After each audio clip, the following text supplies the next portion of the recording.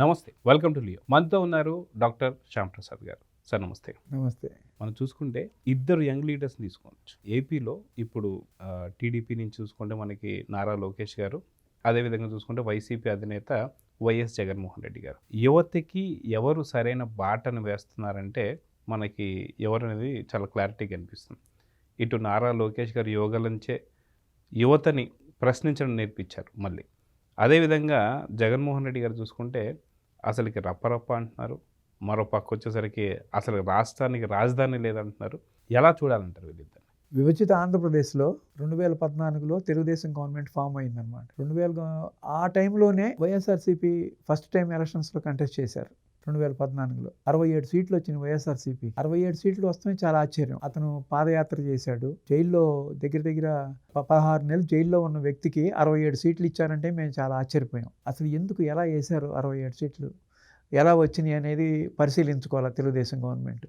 చంద్రబాబు నాయుడు గారు కూడా దాని మీద ఎక్కువ శ్రద్ధ పెట్టాల. కాకపోతే ఆయన మేమేముంది ఇంకో 10 ఎమ్మెల్యేలను కొనుక్కుంటే మేమే గవర్నమెంట్ ఫామ్ చేస్తానన్నాడు ఆయన.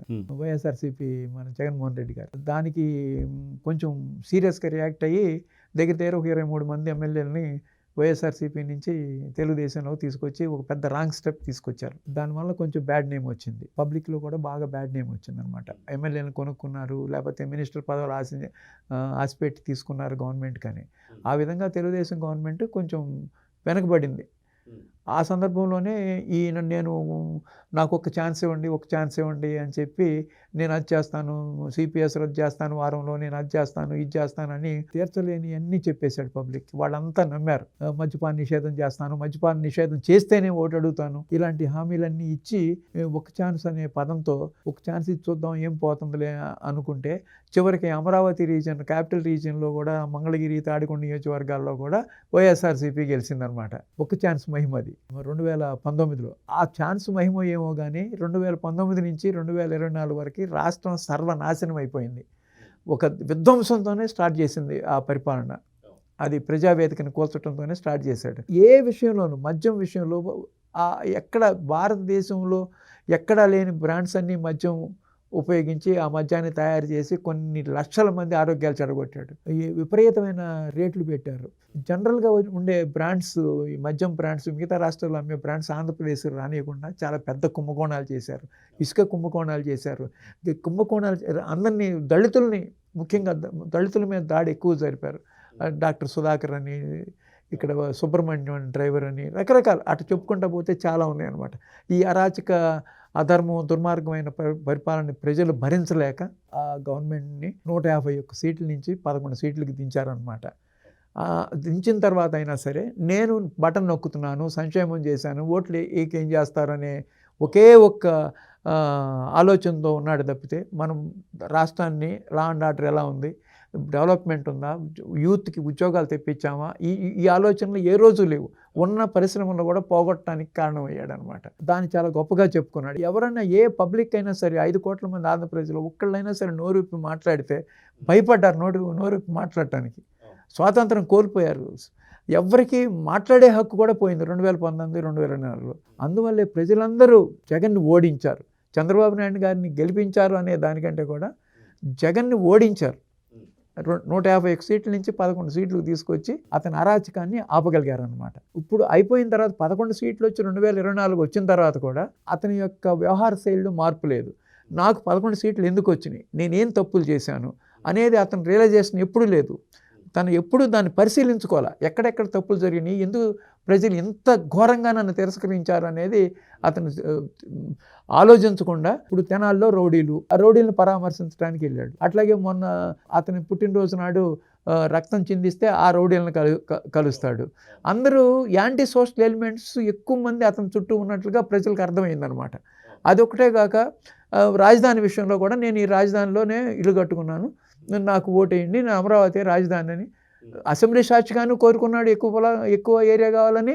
తర్వాత ఓట్లు వేసుకునేటప్పుడు కూడా నేను అమరావతి రాజధానిగా ఒప్పుకుంటున్నానని చెప్పి ఇల్లు కట్టుకున్నాను, చంద్రబాబు నాయుడు గారికి ఇల్లు లేదు అని కూడా వాళ్ళ పార్టీ వాళ్ళందరూ అధికార ప్రతినిధులను కూడా మాట్లాడి అట్లా ఆ విధంగా 151 సీట్లు తెచ్చుకుని 151 సీట్లు వచ్చిన తర్వాత ఒక్క 6 నెలల్లోనే ప్లేట్ ఫిరాయించి సౌత్ ఆఫ్రికాలో 3 క్యాపిటల్స్ ఉన్నాయి, నాకు కూడా 3 క్యాపిటల్స్ మనం పెట్టుకుంటే తప్పే ఉంది, Vizag executive capital, assembly Amaravati, judicial capital Kurnool అని మూడు రకాల క్యాపిటల్ అని ఒక వింత వాదన తీసుకొచ్చి ఎంత ఎక్స్టెంట్కి వెళ్ళాడంటే కోర్టులకు వెళ్ళాడు, రైతులను బాధించాడు, రైతు పాదయాత్ర చేశారు.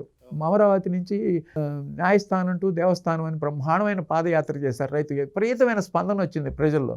వాళ్ళకి వాళ్ళ అన్నాల్లో ఇసుకుపోసి, వాళ్ళ టాయిలెట్స్కి వెళ్ళనీయకుండా టాయిలెట్స్ రోడ్ల మీద లాక్ చేసి ఎన్నో రకాల హింసలకు గురి చేశారు. గర్భిణీ స్త్రీలను తన్నారు, గుడికి వెళ్ళనీయకుండా ఆపారు, ఎన్నో రకాల కేసులు, ఎస్సీల మీద ఎస్సీ అట్రాసిటీ కేసు పెట్టారు. ఇన్ని రకాలుగా అమరావతిని ఇతను బాధించాడనమాట. ఈ 2019, 2024 మధ్య పెయిడ్ ఆర్టిస్టులు అన్నారు, పేటిఎం బ్యాచ్లు అన్నారు, ఎన్నో రకాలు, అసలు దానికి వర్ణనాతీతం అనమాట. వాళ్ళేదో రాజధాని అమరావతిలో ఉంటే మాకు కూడా ఏదైనా బెనిఫిట్ వస్తుంది, మేము ఇచ్చిన పొలాలకి మాకు కూడా వాల్యూ పెరుగుద్ది, మేము బ్రహ్మాండంగా ఫ్లరిష్ అవుతాం అనుకున్న 200 మంది మానసిక క్షోభ అనుభవించి చనిపోయారు. దగ్గర 200 మంది చనిపోయారు. ఎంత క్షోభ!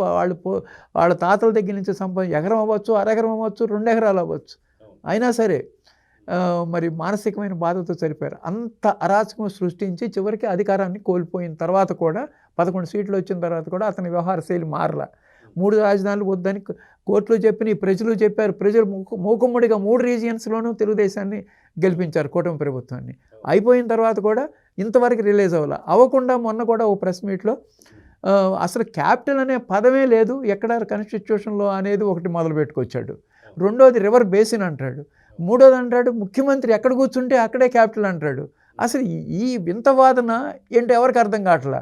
చాలామంది ఇతను సైకో, ఇతనికి లండన్ మందులు కావాలి అయ్యి చెప్పుకుంటున్నారు, కానీ అవన్నీ తప్పు. అతను డెలిబరేట్గా కావాలని ప్రజల్ని తప్పుదోవ పట్టించడానికి మాట్లాడే వ్యవహారం అనమాట ఇది. అతనికి ఉక్రోషం, ఎందుకంటే దగ్గర ఇప్పుడు క్యాపిటల్ ఇప్పుడు కన్స్ట్రక్షన్ చాలా ఫాస్ట్గా రన్ అవుతుంది. 60,000 కోట్ల రూపాయల టెండర్లు పిలిచారు. ఒకేపు రోడ్లు, ఒకేపు ఐకానిక్ టవర్స్, ఒకేపు క్వార్టర్స్, ఒకేపు సరస్సులు, ఒకేపు కొండవీటి వాగు, పాలవాగు, గ్రావిటీ కెనాలు, ఒకటేంటి రకరకాల, అది ఒక 25,000 to 30,000 పీపుల్ వర్క్ చేస్తున్నారు క్యాపిటల్లో. అది ఒక బ్రహ్మాండంగా ఉంది, ఎవరైనా వెళ్ళి చూస్తే. అది ఓరవలేకపోతున్నాడు చూసి. ఎందుకంటే డిమాండ్ అండ్ సప్లై. ఇప్పుడు యాక్చువల్గా 33,000 ఎకరాలు 29,000 మంది 29 గ్రామాల నుంచి ఇచ్చారు. ప్రపంచంలోనే ఇట్లాంటి ల్యాండ్ పూలింగ్ అనేది ఎక్కడా జరగల. మ్యాక్సిమం జరిగితే 2,000 ఎకరాలు జపాన్లో జరిగింది ల్యాండ్ పూలింగ్. ఇది 33,000 ఎకరాలు ల్యాండ్ పూలింగ్ జరిగింది. పూలింగ్ జరిగిన తర్వాత ఇన్ఫ్రాస్ట్రక్చర్కి కానీ, డిఫరెంట్ ఎడ్యుకేషన్ ఇన్స్టిట్యూషన్ కానీ, డిఫరెంట్ పరిశ్రమలకు కానీ వాటికి ఇవ్వగా చివరికి మిగిలింది 7,000 ఎకరాలు మిగిలినాయి అనమాట. చంద్రబాబు నాయుడు గారి విజన్ ఏంటంటే 7,000 ఎకరాల్లో కొంత పార్ట్ అమ్మి ఈ తీసుకొచ్చిన అప్పుల్ని తీర్చుదాం, ఇది సెల్ఫ్ సఫిషియెంట్ క్యాపిటల్ అని ఆయన ఉద్దేశం అనమాట. ఇంతవరకు మన రాష్ట్ర ఖజానా నుంచి ఒక్క పైసా కూడా అమరావతి ఖర్చు పెట్టాల. వచ్చిన మనీ అంతా వరల్డ్ బ్యాంకు, ఏడీబీ బ్యాంకు, హుడ్కో బ్యాంకు, సమ్ ఫారిన్ బ్యాంకు రకరకాలుగా తీసుకొస్తున్నారు. నాబార్డ్ నుంచి ఇలా 60,000 కోట్లు గ్యాదర్ చేశారు. Sufficient money is there. అందుకనే చక్కగా కాంట్రాక్టర్స్ కూడా చాలా ఫాస్ట్గా రోడ్లు వేయటం కానీ, డ్రింకింగ్ వాటర్, డ్రైనేజీ, ఎలక్ట్రిసిటీ ఇవన్నీ కూడా చాలా సిస్టమేటిక్ ఇంటర్నేషనల్ స్టాండర్డ్స్లో తీసుకెళ్తున్నారు. ఇదంతా కళ్ళకు కట్టినట్టు కనపడేటప్పటికి అది ఓర్చుకోలేకపోతున్నాడు. ఆయనకు అమరావతి అనేది ఉండకూడదు, ఆయన మనసులో అది స్థిరపడిపోయాడు. 3 రాజధానులు ప్రపోజల్ తీసుకెళ్లాడు, అది ఫెయిల్ అయింది, ప్రజల్లోనూ ఫెయిల్ అయింది, కోర్టులోనూ ఫెయిల్ అయింది, చివరికి కౌన్సిల్లో ఫెయిల్ అయింది. కౌన్సిల్ రద్దు చేయడానికి కూడా వెనకాడలా. అతను క్షణికావేశంలో తీసుకునే నిర్ణయాలే అతనికి ఉంటాయి అనమాట. అతను ఎట్టి పరిస్థితుల్లోనూ ఒక నాయకుడిగా పనికిరాడు. నిమిషానికి ఒక రోజు అమరావతి కావాలంటాడు, ఒకరోజు 3 రాజధానులు అంటాడు, ఒకరోజు అమరావతికి ఇన్ని ఎకరాలు ఎందుకు, గుంటూరు విజయవాడ మధ్యలో 500 ఎకరాలు 4 బిల్డింగులు కడితే సరిపోద్ది అంటాడు. అసలు క్యాపిటలే లేదంటాడు, ఒకరోజు క్యాపిటల్ అనే పదమే లేదంటాడు, ఒకరోజు ఏమో అసలు సీఎం ఎక్కడ కూర్చుంటే అక్కడ క్యాపిటల్ అంటాడు. ఇది రివర్ బేసిన్ అంటాడు. రివర్ బేసిన్ అనే దానికి మీనింగ్ తెలుసా అతనుగా? రివర్ బేసిన్ అంటే పరివాహక ప్రాంతం నుంచి వచ్చే వాటర్ బేసిన్ లాగా వచ్చి రివర్లోకి వస్తుంది. ఇక్కడెక్కడ స్టాగ్నెట్ అవ్వదు. అక్కడ ప్రకాశం బ్యారేజ్ ఉంది కాబట్టి రిజర్వాయర్ 3 TMC స్టోర్ చేయాలి కాబట్టి అగ్రికల్చర్ పర్పస్కి అక్కడ దాన్ని ఆపుతున్నారు. Otherwise that is not a basin. Basin అనేది అన్ని పరివాహక ప్రాంతాల నుంచి వాటర్ చేరటాన్ని బేసిన్ అంటారు. అదంతా బేసిన్. రకరకాల పాయలు, అన్ని రకాల పాయలు వచ్చి రివర్లో చేరటాన్ని. అది బేసిన్ అనే word it self is wrong. అంటే ఇప్పుడు తాడేపల్లి ప్యాలెస్ ఏదైతే ఉందో వాస్తవానికి ఇప్పుడు అమరావతిని అంటున్నారు కానీ అయితే అది రివర్ బేస్. అది కూడా just ½ kilometre from Krishna river. వాస్తవానికి దీన్ని బట్టి చూస్తే ఇప్పుడు తాడేపల్లి ప్యాలెస్ రివర్ బేసిన్ లో ఉన్నట్టేగా. ఎస్, మరి దాని జస్ట్ గొలగొట్టాల్సింది హాఫ్ కిలోమీటర్ కూడా లేదు అసలు. ఆయన బిల్డింగ్ జస్ట్ కృష్ణా రివర్ నుంచి ½ కిలోమీటరే ఉంటుంది. దాని గొలగొట్టేసేయాల్సింది అంటారా? ఇప్పుడు వచ్చాడు ప్రజావేదిక కూల్చాడు. ప్రజావేదిక నుంచి లోపల చంద్రబాబు నాయుడు గారితో ఆ రమేష్ ఇల్లు మరి అది ఉంది, గంగరాజు గారి ఇల్లు ఉంది, మరి ఆశ్రమం ఉంది, మన సత్యనారాయణ రాజు గారి ఆశ్రమం ఉంది, మరి ఇస్కాన్ ఉంది. వారికి అన్ని బిల్డింగ్స్ ఒక 50-60 బిల్డింగ్స్ ఉన్నాయి. మరి తర్వాత ఒక్క బిల్డింగ్ని కూడా ఏం చేయలేకపోయాడు. ఫస్టే ప్రజావేదిక కూర్చడానికి అలా కారణం ఏంటి? విద్వేషం. చంద్రబాబు నాయుడు గారికి ఆయన యొక్క బ్రెయిన్ చైల్డ్ అమరావతి, ఆయనకి పేరు రాకూడదు. అమరావతి అయిపోతే ఆయనకి అమరావతి క్రియేటర్ చంద్రబాబు నాయుడు గారిని పేరు వస్తుంది. ఆ ద్వేషం ఉంది. యాక్చువల్గా చంద్రబాబు నాయుడు గారు ఆయనకి శత్రువు కాదు కదా, ఆయనకి ప్రత్యర్థే. ఇప్పుడు ప్రస్తుతం రాజకీయాలు ఎలా ఉన్నాయంటే గత 10-15 ఏళ్ల నుంచి ఎదుటి ప్రత్యర్థిని శత్రువు అనుకుంటున్నారు. అనరాని మాటలతో, సంస్కారహీనంగా, సభ్య సమాజం వినలేని విధమైన మాటలతో, బూతులతో మాట్లాడుతున్నారు అనమాట. అది ఎందుకు వాళ్ళ మీద ద్వేషం? వాళ్ళు ఏమైనా శత్రువులా? వాళ్ళ పాలసీ వేరు. వాళ్ళకి అమరావతి రాజధాని కావాలన్నారు, దాని విధంగా ఎలక్షన్కి వెళ్ళారు, గెలిచారు. నువ్వు ఒప్పుకో, ప్రజలందరూ అమరావతి కావాలన్నారు, దాన్ని ఒప్పుకో నీ మనసు ఒప్పుకోవట్లా. నువ్వు ఎప్పుడైతే లీడర్ ప్రజాభిప్రాయాన్ని గౌరవిస్తారో అప్పుడు నువ్వు లీడర్ అవుతావు. ఎదురు లీడర్ గెలిచాడు అని ఉక్రోషంతో మాట్లాడి నీకు శత్రువులాగా నువ్వు బిహేవ్ చేస్తే అట్లా రెండవ భూస్వామీకరణ చేయబోతున్నారు. అమరావతికి చట్టబద్ధత కల్పించబోతున్నారు. ఇవన్నీ వర్డ్స్ మాట్లాడింది ఎందుకంటే చట్టబద్ధత కల్పించబోతున్నారు. అందుకని నేషనల్ మీడియాలో ఇంగ్లీష్లో మాట్లాడాడు అంతా. ఎందుకంటే అట్లా ఇదంతా నేషనల్ లెవెల్లో వెళ్ళాలి న్యూస్.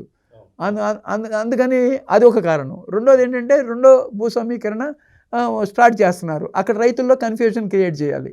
యాక్చువల్గా భూస్వామీకరణ రైతులకి చాలా ఉపయోగం అనమాట. అక్కడ లోకల్గా పొలాలు ఎక్సెప్ట్ విజయవాడ దగ్గరలో ఉన్న ఉండవల్లి, ఈ 4-5 విలేజెస్లో కోడ్లో ఉంది. కానీ మామూలుగా మిగతా పొలాలన్నీ 15 లక్షలు 20 లక్షలు లోపే అవన్నీ. వాళ్ళు అమ్ముకున్నా సరే వాళ్ళకి 3-4 కోట్లు వస్తాయి అనమాట యాజ్ ఆన్ దిస్ మినిట్. ఇప్పుడు కౌలు 30,000 ఇస్తున్నారు ఎకరానికి. మరి భూసమీకరణ చేసే పొలాలు కాళ్ళు వ్యవసాయం చేసుకుంటే ఆ 30,000 కూడా రావు. సంవత్సరం మొత్తం కష్టపడితే కానీ 30,000 రావు. ఏం కష్టపడకుండానే 30,000 కౌలు గవర్నమెంట్ ఇస్తుంది కదా వీళ్ళకి. రైతులకి విన్ సిచ్యువేషను. అది డిమాండ్ అండ్ సప్లై. భూ సమీకరణ ఎందుకు చేస్తున్నారు చంద్రబాబు నాయుడు గారు? ఆయనకి ఏమన్నా పిచ్చెక్కి చేస్తారా? ఆయన భూములు కొనుక్కొని సమీకరణ చేస్తే ఆయనకి ఏమన్నా వస్తుందా? వీళ్ళంటారు చంద్రబాబు నాయుడు గారు బినామీలు మొత్తం అమరావతి అంతా కమరావతి భ్రమరావతి వాళ్ళతో కొనిపించి కమ్మారందరూ బాగుపడుతున్నారు అనే ఒక స్లోగన్ తీసుకొచ్చారు. కాకపోతే ఇప్పుడు వీళ్ళనేది ఒకటి, అమరావతి అనేది గోస్ట్ సిటీ అవుద్ది, ఎందుకు పనికిరాదని మేధావులు మాట్లాడుతున్నారు. ఎందుకు పనికిరాని సిటీలో ఆయన పొలం కొనుక్కుని ఏం చేస్తాడు? ఆయన బినామీలు కొనుక్కుని నువ్వే అంటున్నావు కదా ఎందుకు పనికిరాదు సిటీ. 2 కాంట్రవర్షియల్ స్టేట్మెంట్స్ వాళ్ళే ఇస్తారు మేధావులు. ఒకేపేమో ఆయన బినామీలు అమరావతి అంతా స్కామ్ చేశారు, ఇన్సైడర్ ట్రేడింగ్ జరిగిందని వాళ్ళే అంటారు. అది బ్రహ్మాండమైన సిటీ కాకపోతే ఆయన ఇన్సైడర్ ట్రేడింగ్ చేస్తే పెరుగుతాయనే కదా చేసేది. అని నువ్వేమో అది పెరగదు గోస్ట్ సిటీ అంటావు. ఇన్ని రకాలుగా కాంట్రవర్షియల్ చేస్తే ఎందుకు? భూ సమీకరణ ఎందుకు చేస్తారు? అవసరం వస్తే చేస్తారు. అవసరం లేకపోతే భూ సమీకరణ చేసుకుని ఏం చేస్తారు? సెల్ఫ్ సఫిషియెంట్ కావాలంటే కొనేవాడు కావాలి కదా, అమ్ముకోవాలంటే కొనేవాడు రావాలంటే డెవలప్మెంట్ జరిగితేనే కదా అయ్యేది. అక్కడ రైల్వే ట్రాక్ రావాలి, Errabalem to Namburu railway track వస్తుంది.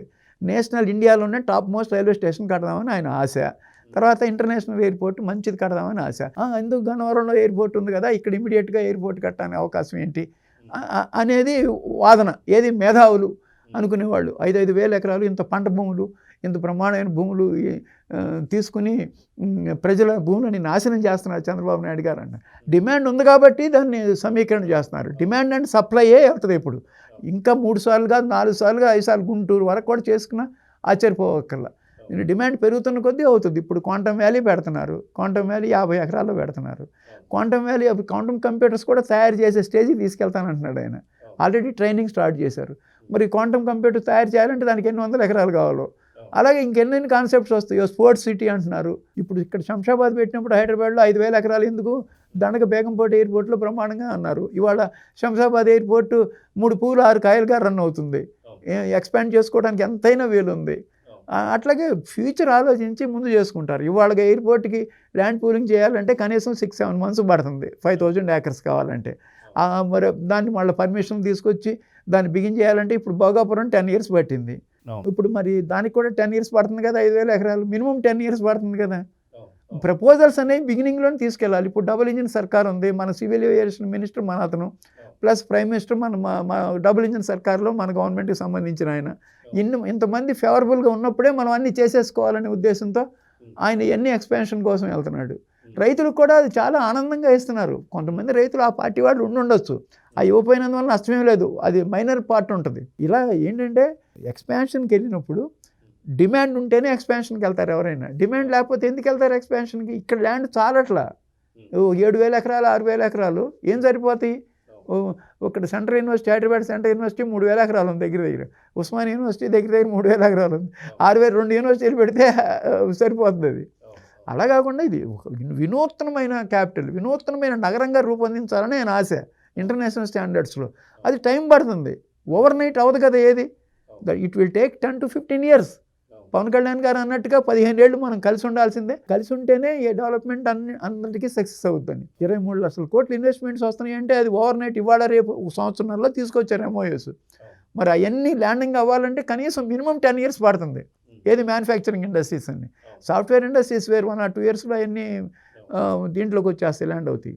అలా ఏంటంటే ఎంతో కష్టపడి డే అండ్ నైట్ కష్టపడి లోకేష్ గారు 1.5 year నుంచి డే అండ్ నైట్ కష్టపడి తీసుకొచ్చినారు. గూగుల్ డేటా సెంటర్ తీసుకొస్తున్నారు కానీ, TCS తీసుకొస్తున్నారు కానీ, ఎందుకు వస్తున్నాయి? కావాల్సిన బెనిఫిట్స్ ఇస్తున్నారు. ఆ బెనిఫిట్స్ ఎందుకు ఇస్తున్నారు? ప్రజల కోసం. ఇక్కడ GDP పెరుగుద్ది, ప్రజలకు ఉద్యోగ సౌకర్యాలు వస్తాయి, అన్ని రకాలుగా ఎకో సిస్టమ్ పెరుగుతుంది అనే ఉద్దేశంతో తీసుకొస్తున్నారు. ఇండియాలో 25% ఇండస్ట్రీస్ 1.5 yearలో ఆంధ్రప్రదేశ్కి రావడం అనేది ఒక రికార్డు అనమాట. అది ఎంత కష్టపడితే వస్తుంది? ఒక ఇంటర్నేషనల్ కంపెనీస్ గూగుల్ తీసుకురావాలంటే సామాన్య విషయం కాదు. సుందర్ పిచాయే డైరెక్ట్గా అన్నాడు అనమాట, direct foreign direct investment, highest investment ఆంధ్రప్రదేశ్లో పెడుతున్నామని. అంత కృషి చేస్తున్నారు ఇటువైపు యువత. ఆయన ఏది ఇప్పుడు భోగాపురం విమానాశ్రయం నాదే క్రెడిట్ అని జగన్మోహన్ రెడ్డి చెప్పుకుంటున్నాడు. సరే ఆయనకి క్రెడిట్ ఇవ్వండి అంటున్నాడు ఉందాగా. ఎవరు క్రెడిట్ అయితే ఏం పోయే, మాకు కావాల్సింది పని, ప్రజలకి మాకు కావాల్సింది ఎంప్లాయ్మెంట్. 20 లక్షల మంది ఎంప్లాయ్మెంట్ కావాలి. ఎవరో సరే నువ్వే చేసావనుకో, అన్ని కంపెనీలు నువ్వే చేసావనుకో, పీపీఆర్ రద్దు కూడా నువ్వే చేసావని చెప్పు, అన్ని క్రెడిట్ నువ్వే తీసుకో అన్నాడు హుందాగా. అంటే ఎంత వర్క్ చేస్తే బ్రెయిన్ అలా మాట్లాడగలుగుద్ది. అతను ఎంతో వర్క్ చేశాడు. చేయకుండా క్రెడిట్ తీసుకునే లక్షణం ఎవరికి చంద్రబాబు నాయుడు గారికి కానీ లోకేష్ బాబుకి కానీ లేవు. కియా మోటార్స్ తీసుకొచ్చారు 2014-19.